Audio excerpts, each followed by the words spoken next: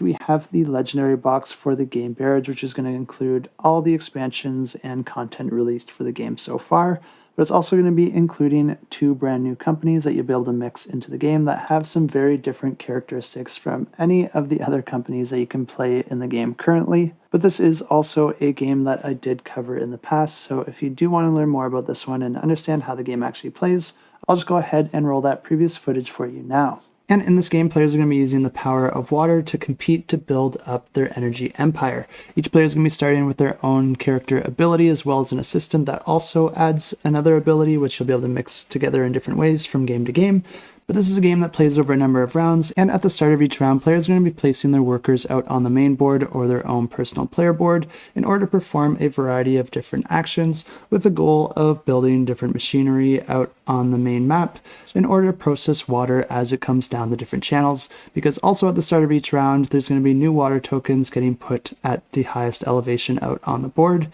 these are going to trickle down the different channels, be controlled by different dams and machinery that players are able to build, hopefully being processed in order to generate some energy for one player or another, and eventually making their way off the board. The game plays over 5 rounds, and like I said, players are going to be placing their workers, and if you want to place workers on your own player board, this is going to allow you to unlock new machines that you'll be able to put out on the main board. Each of the machines is also going to have a resource cost associated with it, but the number of workers that you need to build a particular piece of machinery is going to increase every time you build that specific type. This makes building the same type of machinery more difficult as the game goes on, but you are able to use that machinery immediately, and when you do, you're going to be putting the associated tokens out on your own personal dial, and you won't be able to use that machinery again until it makes a full rotation. The nice thing is that this gets rotated anytime that you either build a machine or use an action that gives you a free rotation on this dial. Like I said, the main board also has a bunch of different action spots as well,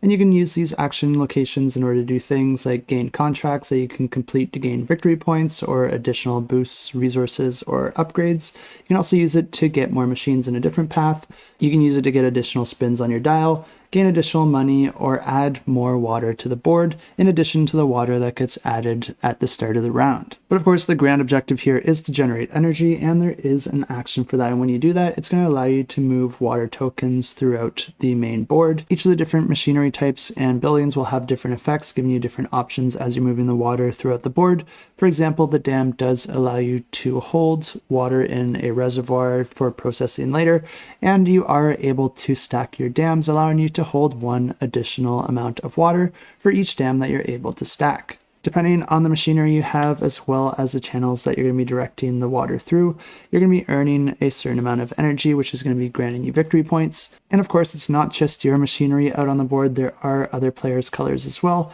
and there are some ways that you can use your opponent's machinery, but they do get some benefit from that. This is a game that has been out for several years now and has stood the test of time, with it getting a ton of positive reviews as well as a really nice rating on BGG, so this one is my own personal pick of the week. I think it takes a really unique approach to the Eurogame genre with the way that the water flows through the board and the way that players are able to interact with it. And that whole dial mechanism isn't something that I see too often, and it's really interesting how it limits the amount that you'll be able to activate your machinery out on the main board, making it really important with how you time activating your machinery with the water that is trickling down through the channels. And I'll be honest, I was a little hesitant to make this one my pick of the week just because it's not adding a whole lot of changes to the core game. It's just going to be adding a couple maps. I'm sure there'll be a lot of surprises in the campaign as well, and I hope to see that. But honestly, expansions don't have to be giant heaping changes to the game, and I do kind of like things that I can just throw in. Even when I just get started in a game, I think this does fit that build. And for a game that's been out for a while like this one has, I think these boards are going to be a great way to allow players to change up their strategy